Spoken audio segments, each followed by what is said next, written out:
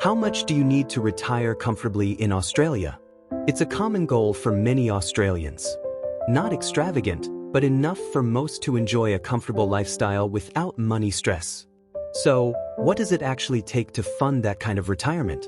In this video, I'll show you how much super you need to retire on a comfortable income, how home ownership impacts those numbers, and the 4 strategic levers you can pull whether you're ahead or trying to catch up. If you're new here, hit the subscribe button so that you get all of my retirement planning tips.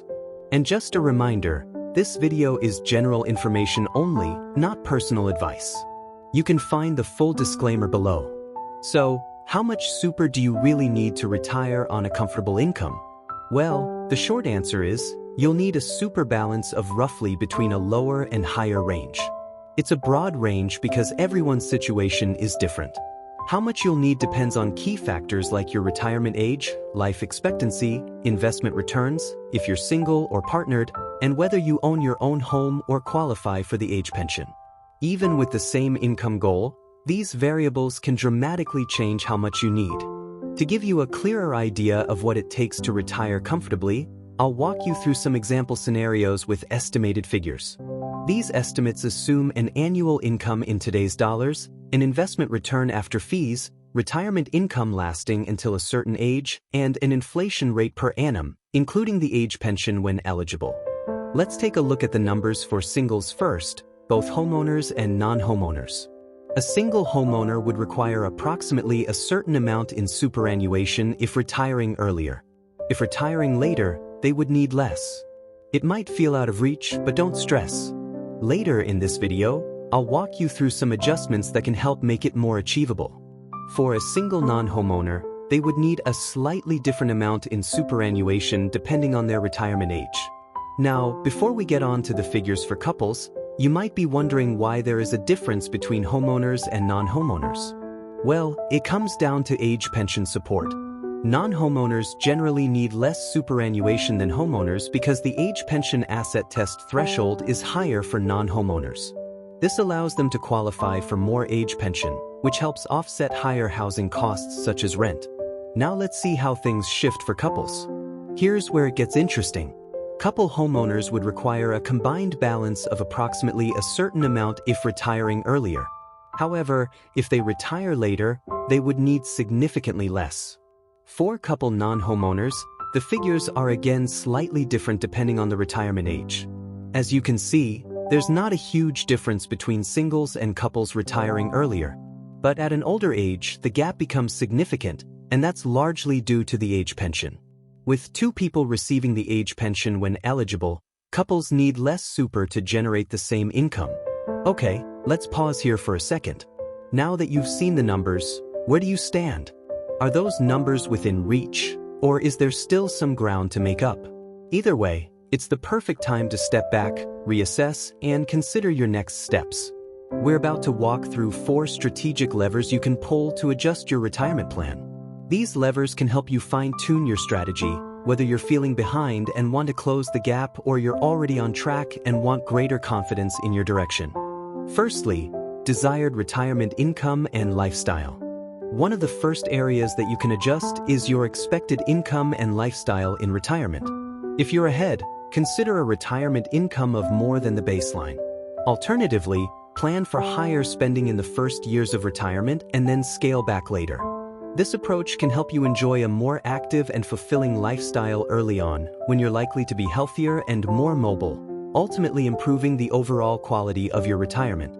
If you're behind, be honest with yourself. Do you really need that much per year? Another option is to revisit your retirement lifestyle expectations. Evaluate your daily living costs, hobbies, travel plans, and healthcare needs. Also, reprioritize your spending. Separate your must-haves from your nice-to-haves to see where you can adjust. The next lever you can pull is retirement age. As you saw previously, the age you retire can greatly affect how much super you'll need. The earlier you retire, the higher the balance you'll need. If you're ahead, consider retiring earlier. How valuable would those extra years of retirement be to you?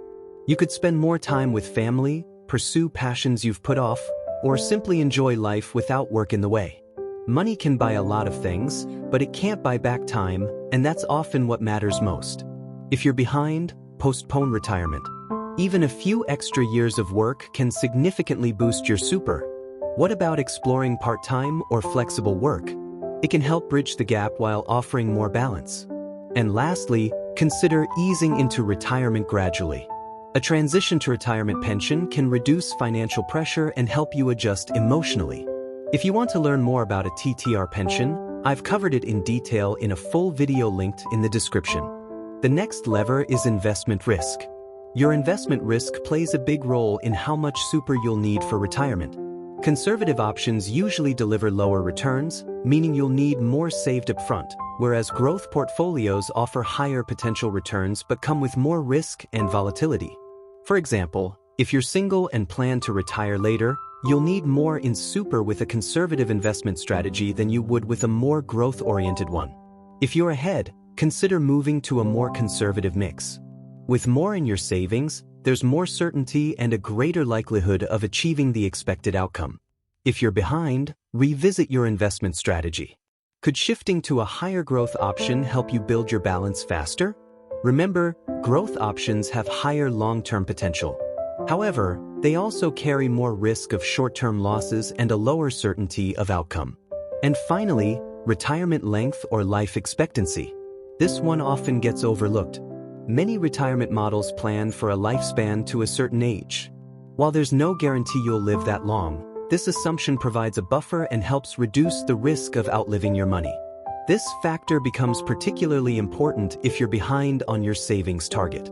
You might adjust your strategy based on your health, family medical history, and how comfortable you are taking financial risks.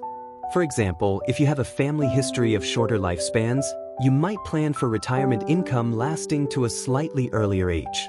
That could allow for higher spending and a better quality of life earlier on. But it does come with the risk of needing to rely more on the age pension or cutting back on spending if you do live longer than expected. Let's take a step back for a moment. We've just walked through the 4 key levers you can adjust to reshape your retirement strategy. Now it's your turn. Try modeling a few scenarios to see what works best for you. A great place to start is the free Money Smart Retirement Planner.